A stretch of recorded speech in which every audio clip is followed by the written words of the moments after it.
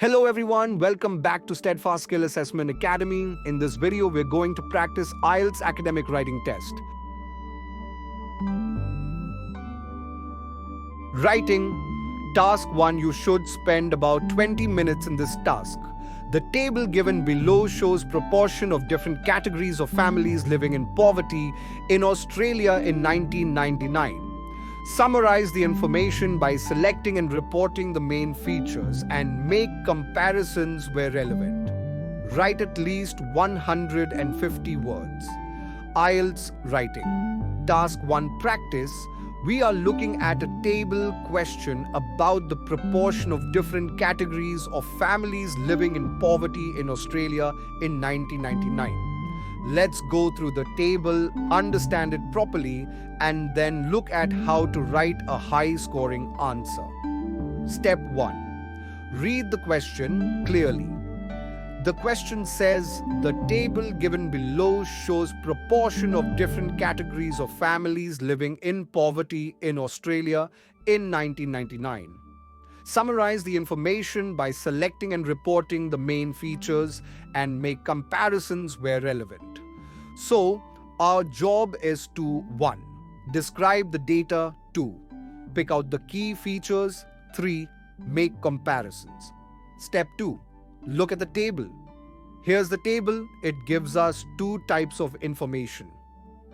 First, the percentage of people from each family type living in poverty. Second, the actual number of people in thousands. We can see categories like single-aged person, aged couple, sole parent, couple with children, and so on. Step 3. Identify the key features. Overview. The most important things we notice are, overall, 11% of all households, or about 1.8 million people, were living in poverty. Elderly households like aged couples and single-aged people had the lowest poverty rates. Households with children, especially sole parents, had the highest poverty rates. This overview is very important because it shows the examiner you can see the big picture. Step 4. Explain the details. Let's go deeper. Aged couples were the least affected, only 4% or 48,000 people. Single-aged people were slightly higher at 6%. Couples without children had 7%, while single people without children jumped to 19%. That's a big difference. Sole parents had the highest rate of 21%, meaning they were the most vulnerable group. Couples with children made up the biggest group numerically, 933,000 people, which is 12%. Step 5. Final summary. So, to sum up, in 1999, poverty in Australia was lowest among the elderly and couples without children. However, single parents and families with children, particularly couples with children, made up the largest proportion of poor households. This kind of structured answer with a clear overview and proper comparisons can help you score band 8 or even higher in IELTS Writing Task 1. Now, let's look at the sample answer. The table illustrates the percentage and actual number of people from different household categories who were living in poverty in Australia in 1999. Overall, about 11% of all households, amounting to 1,837,000 individuals, were below the poverty line. The data highlights that families with children, particularly couples with children and sole parents, made up the largest groups in poverty, whereas elderly households were least affected. Looking at the details, aged couples represented the smallest proportion in poverty at just 4%, which equaled 48,000 people. Similarly, single-aged persons had a relatively low rate of 6% or 54,000 people. By contrast, families without children showed mixed results. Couples without children had only 7% living in poverty, 211,000, while single people without children were much worse off, with 19%, 359,000 affected. The most vulnerable groups were those with dependent children. Sole parents had the highest poverty rate at 21%, which accounted for 232,000 individuals. Meanwhile, couples with children formed the largest group numerically, with 933,000 people, despite their proportion being lower at 12%.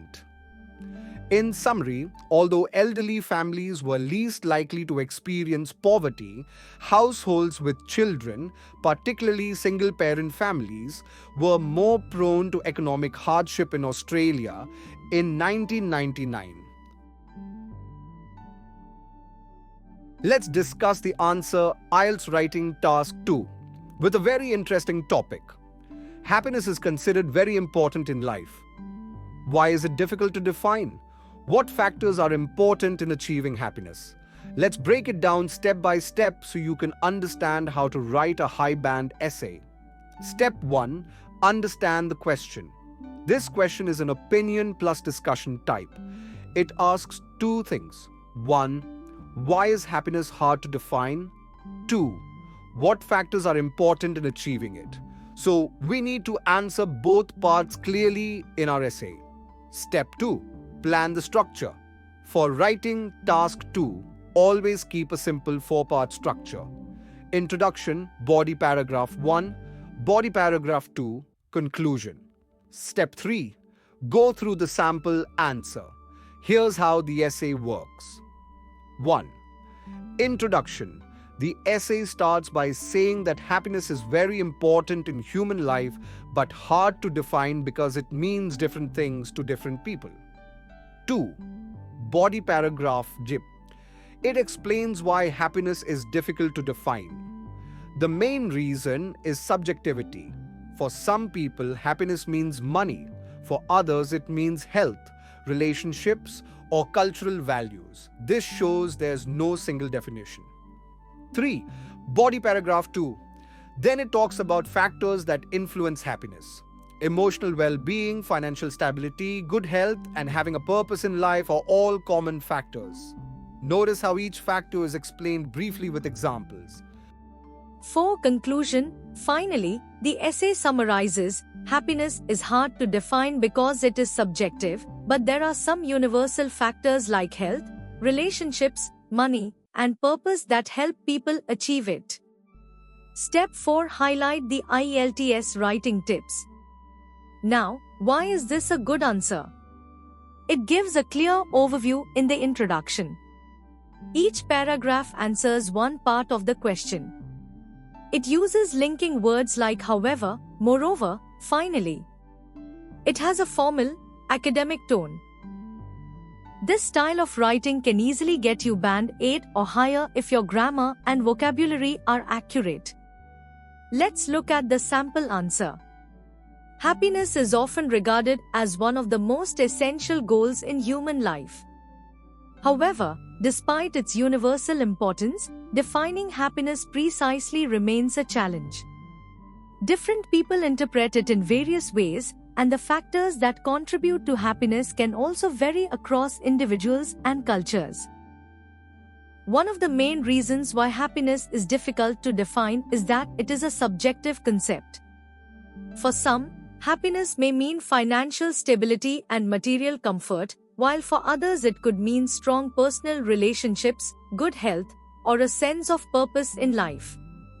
Moreover, cultural differences play a role. In individualistic societies, happiness is often associated with personal achievement, whereas in collectivist cultures it may be more connected to family harmony and community well-being. This wide variation makes it nearly impossible to give one fixed definition. Although defining happiness is complex, several common factors are widely considered important in achieving it.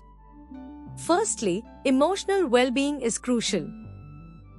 People who maintain close family bonds, supportive friendships, and healthy social networks tend to report higher levels of happiness. Secondly, financial security plays a role, though not unlimited wealth, but rather having enough to meet one's needs and live without constant stress. Thirdly, good health is a vital factor, as physical and mental well-being directly influence how people feel about life. Finally, having a sense of purpose or meaningful goals can give people direction and fulfillment, which strongly contributes to long-term happiness. In conclusion, happiness is difficult to define because it means different things to different people depending on their values, experiences, and cultural background. Nevertheless, emotional connections, financial stability, health, and a sense of purpose appear to be the key factors that most commonly contribute to achieving happiness.